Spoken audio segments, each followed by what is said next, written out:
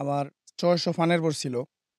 তো আজকে ৬ মাস ধরে যে অবস্থা পানের বোরের, মানে পান এর খরচা যেটা আসে সেটা তো আসেই। কিন্তু খরচা বাদে যেটা শুধু কেবল পানটা সইরা পানটারে রেডি করে যে বা মোকামজাত করতে যে খরচাটা আসে, ওই খরচাটাও কিন্তু আমাদের এখন আসে না। তো ৬০০ থেকে ২০০ অলরেডি ছাইড়া দিছি, আর ৪০০ পানের বোর এখন আছে। বর্তমানে এত নাজেহাল অবস্থা, ৳১০ বিরা যদি এই পান বিক্রি করি, তাহলে মনে করেন আরো ৳৩ নিজের গাড়ি থেকে দিতে হয়। তো আমরা তো আসলে অত মানে রিচ ফ্যামিলির ফলাফল না, মধ্যবিত্ত পরিবারের মানুষ। হয়তো পান চাষ করি, আপনার টুকিটাকি আলগা কিছু গরু-টরু লালন-পালন করে আমরা ভাত খাই। বর্তমান পরিস্থিতি আমাদের এত নাজেহাল অবস্থা, যা বলাটা আসলে খুবই টাফ।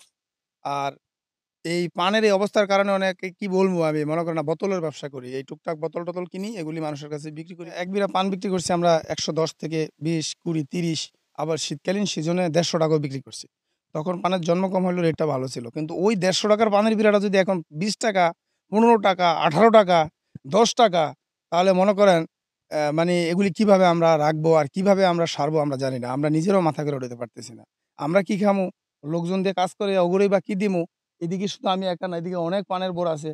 প্রত্যেকটা পান চাষীরই এখন বর্তমান অবস্থা খুব নাজেহাল অবস্থা। তো আমরা সরকার মহোদয়ের কাছে, বর্তমান সরকার মহোদয়ের কাছে আমার অকুল আবেদন থাকবে, এই পান চাষী সারা বাংলাদেশে ছড়িয়ে ছিটিয়ে যারা আছে সকল মানুষেরই যে একটু মানে সহযোগিতার হাত বাড়িয়ে দিয়ে কিভাবে আমাদের এই মালগুলি সেল করলে, একটা সড়ক তৈরি করলে যাতে করে মালটা ভালো রেটে বিক্রি করে আমরা কোনরকম মানে বাঁচতে পারি, এরকমটা যেন সরকার মহোদয় করে। এটা সরকারের উচ্চ পর্যায়ে যেন ভিডিওটা পৌঁছে সকলে এটারে মানে ভাইরাল করে দিবেন।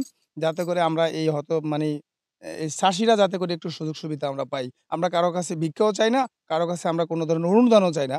আমরা রাষ্ট্রের সরকারের কাছে, বর্তমান সরকারের কাছে, এখানে আমি কোনো দলেরও মেনশন আমি করতেছি না।